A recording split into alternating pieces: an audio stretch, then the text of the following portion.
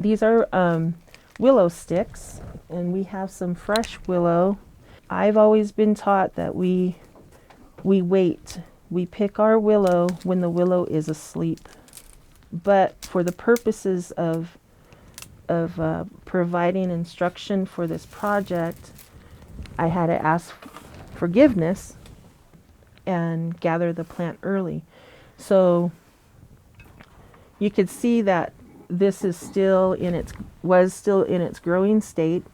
These are still very moist and wet.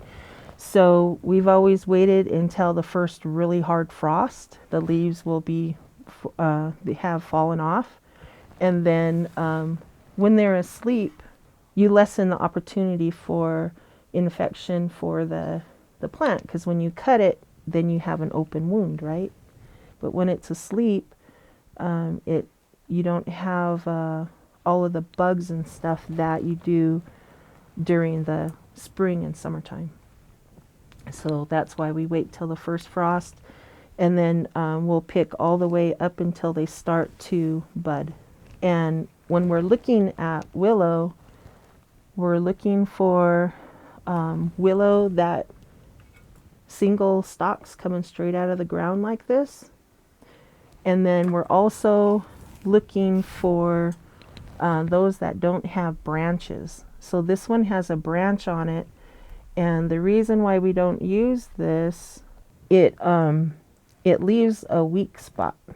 And then, so you could see it now, how it's all, you have a big piece and then you have a branch going off.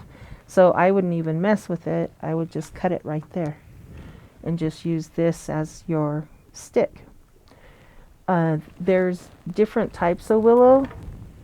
So these smaller willow, we would use for our baskets, like this size. You have stick material, just like these, and then you have the longer material for your thread. And what we do is when we go and we get the willow, I like to bend it back like that. And if the skin, or if it cracks, then I would just say that that would be a stick. But if it did not crack, then it could be used to make thread. So this one cracked, so I would use this for a stick. But we have longer willow. So with those, then we make our thread, and we split them into thirds, and then we take out the core. In order for them to be flexible and be able to conform to what we're working on, we need to take out that core, to take out that spine.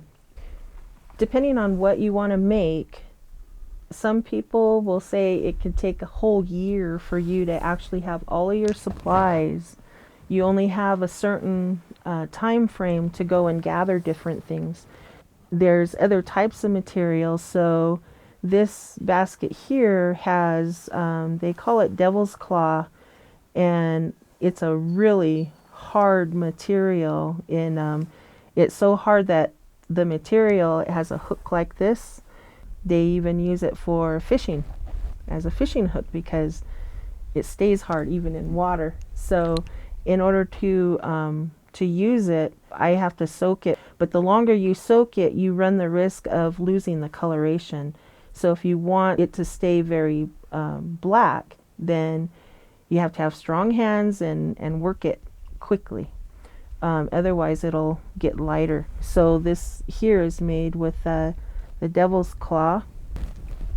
This here is called redbud, and this comes from California, so we traded for this.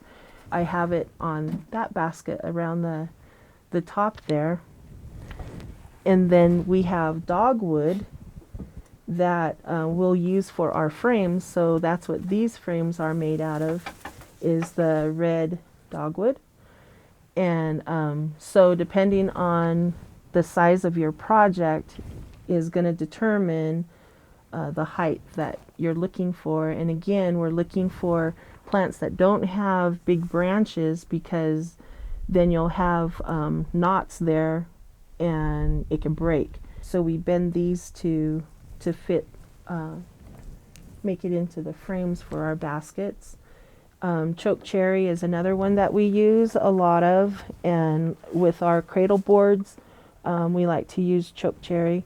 The other plant that we'll use for our cradle boards, so this is the back of a cradle board over here, a Shoshone style, then oftentimes we'll use the chokecherry for that one, or birch. So you have a lot of different material that you would work with. And then my relative made this basket, and this is made out of horsehair. Where you live determined what material you're going to use. And this plant here is tule, and so we also make tule baskets. A lot of the Washoe baskets will have this dark material in it, and that's where that came from, is from that fern and from dyeing it. So my great aunts, who were the Smokey sisters, they're the ones who taught me that. So we would go and collect the root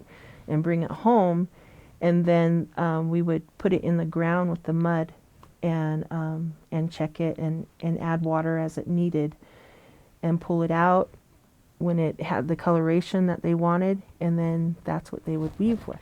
So depending on where you were, really determined what you were working with.